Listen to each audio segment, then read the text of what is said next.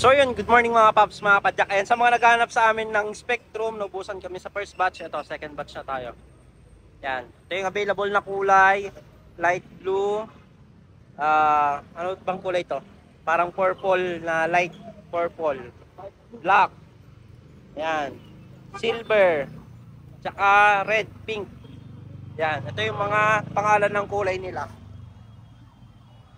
Yan. Available size. Yan, 380, 410, 450. Ang popogi. Itong frame na to pang all mountain. 150 to 170 port travel na to. Naka-internal cable na yung mga dropper post sa shifter brake set. Pag tinagos dito, tatagos na lang siya dito sa dulo. Same din dito sa shifter niya. Pag tumagos dito, papasok siya dito. Yan, kahit dito sa dropper. Pogi. Sa mga naghanap ng Spectrum, dito na. Kung ang SRP nito nasa 9,600 plus, kaya mag-check out na kayo. Bibigay ko to ng 8,000. 8,000.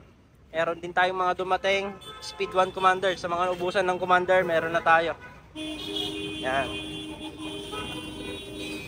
Speed 1 Commander. Commander din to. Sa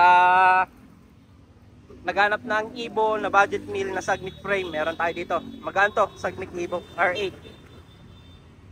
Sagmit rims. Speed 1. Hubs. Soldier. Sagmit Soldier Evo. Ayan, tig isang box yan.